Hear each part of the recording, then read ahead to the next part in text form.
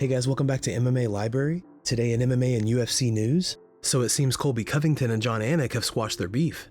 During a recent interview, Jon Anik said he and Colby have patched things up. Yeah, I mean, good is probably a fine adjective to use. Ultimately, all I need to make sure is that the professional nature of our relationship is such that I can call his fight, ideally have a fighter meeting with him before his fight.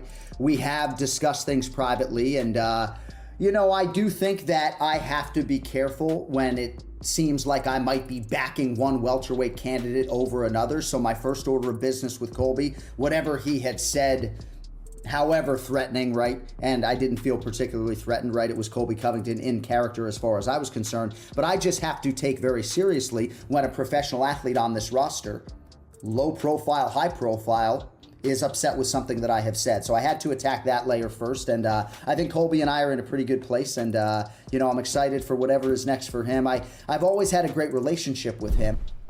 Dana White is back this week with an all-new recipe. Let's check it out. What's up, everybody? It's Friday here at UFC headquarters, and today we'll be trying the bacon weave taco.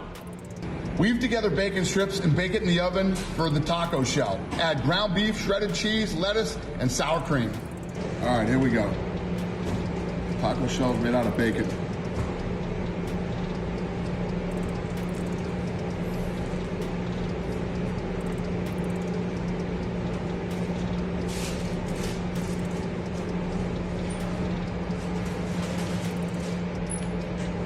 That was way better than I expected it to be. One of the hardest things about being on a keto diet is Mexican food. I love Mexican food.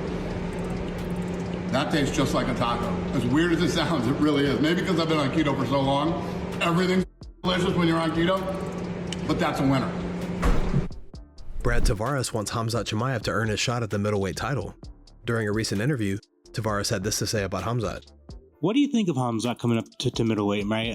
He was so dominant at welterweight. He's had a couple fights at middleweight, but do you think the weights, it's going to be like a fair advantage with everyone? I think so. Like if you see Khamzat, he's actually a big dude.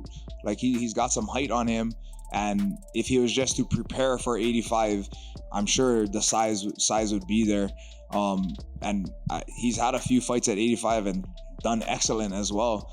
So I don't think him at 85 is a big deal. But as far as him like leapfrogging everybody, to get a title shot, nah. Like, let him fight some of the top guys, at least in the top 10, 15, and let him build himself that way. And then he gets through those guys the way he's been getting through guys at 170. Then sure, he deserves it. He's got the name and the hype behind him, so why not? During a recent joint interview with Amanda Nunes and Juliana Pena, things got a little heated. Here's what the pair had to say about their trilogy fight that's set to go down at UFC 289. Obviously, she thought I not be able to hang with her 5 rounds.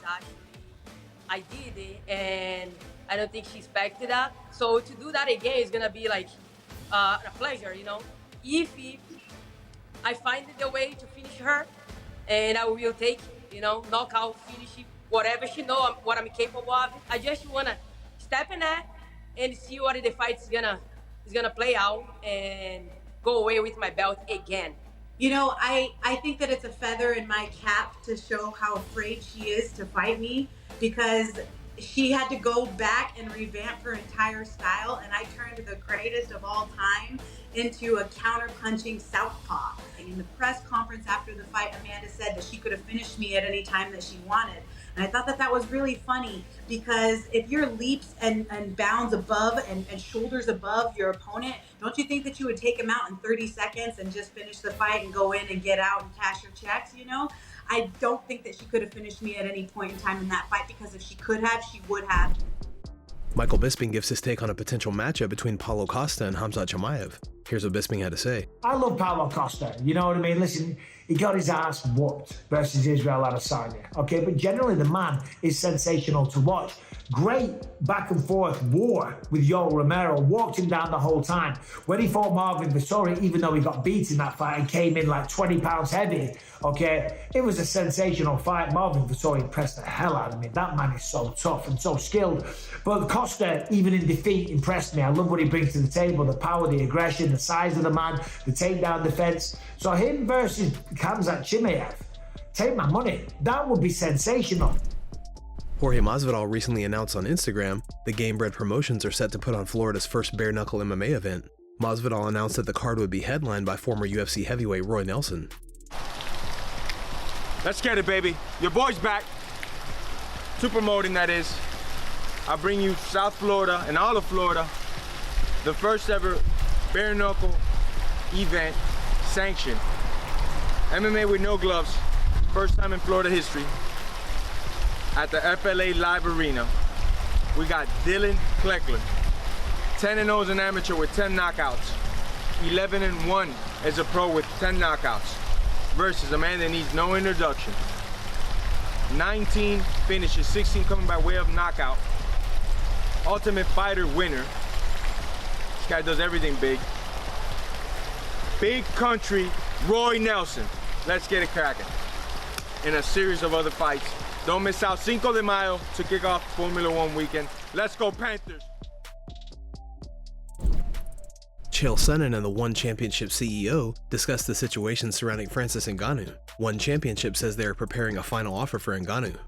Help me out with something. I fear that Francis Ngannou might have made a bad decision. I know that there's a lot of rumors where he's going to get signed. Do you see an opportunity for Francis in the open market? Yeah, I think, Francis obviously has the credentials, he has the goods, and he brings the excitement factor with his big monster KO power. I think there's going to be big news on him shortly, and I think there's going to be, whether it's boxing or MMA, the world is his oyster. You did say, whether it was a slip of tongue or not, that you think some news is coming out soon on Francis. Do you care to elaborate on that?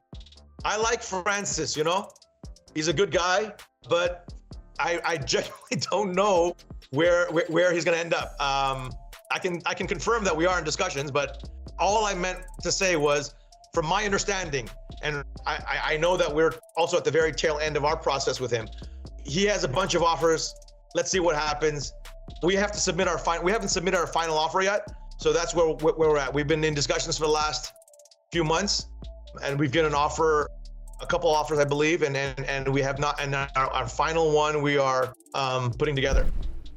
During a recent video, Daniel Cormier and Ben Askren discuss Alex Pereira's move to light heavyweight. Here's the clip. So that's the matchup that you, as Alex Pereira, want to avoid. That's the one. Probably, I think that's the only one at 205 that you want to avoid right now is Ankalaev, because Ankalaev can wrestle. For 205, it's changed quite a bit, because before you had wrestlers just littered all across the top. It was me, it was Glover, it was Rumble, it was Rashad, it was John.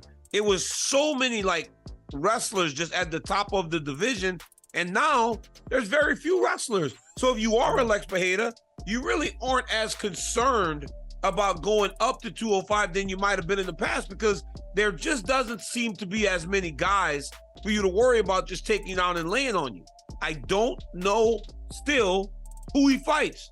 Who does he fight? I think you could put him Jan. I think Rakic, Smith, Krylov. There's kind of a lot of guys here, say 3 through 8, who you could kind of put him against. Guys, thanks so much for checking out the video. If you like the content we do here on this channel, don't forget to like and subscribe to MMA Library for all the latest MMA and UFC news. We'll see you in the next video.